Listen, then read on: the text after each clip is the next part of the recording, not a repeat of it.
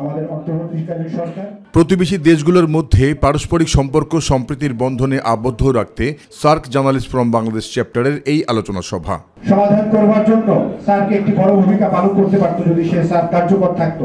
আলোচনায় উঠে আসে সাম্প্রতিক সময়ে বাংলাদেশ ভারতের মধ্যে সম্পর্কে টানাপোড়েনের নানা প্রসঙ্গ।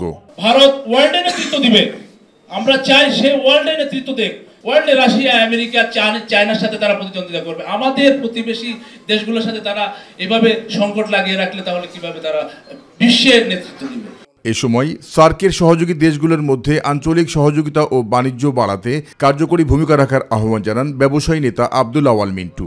একটা দেশের অর্থনীতিকে যদি সমৃদ্ধ করতে হয় তাহলে বৈদেশিক বাণিজ্য সবচেয়ে প্রয়োজনীয় একটা ব্যাপার।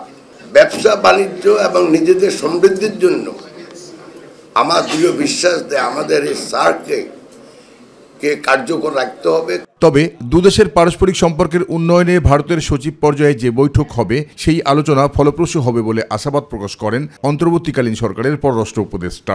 আপনারা জানেন যে আগামীকাল এখানে ভারতের পররাষ্ট্র সচিব আসছেন, আমাদের পররাষ্ট্র সচিবের সাথে আলাপ করবেন। এটা কিন্তু একটা স্ট্যান্ডিং মেকানিজম, এটা অস্বাভাবিক কিছু না। প্রতি বছর একজন যান ওপাশে, পরের বছর ওপাশ থেকে একজন আসেন পররাষ্ট্র সচিব পর্যায়ে।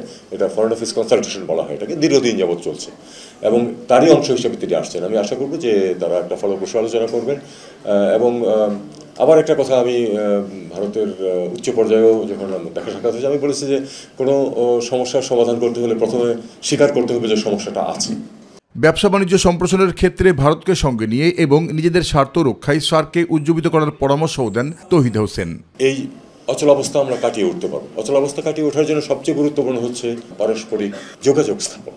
জাহিদ আহমেদ বাবু, মাই টিভি, ঢাকা।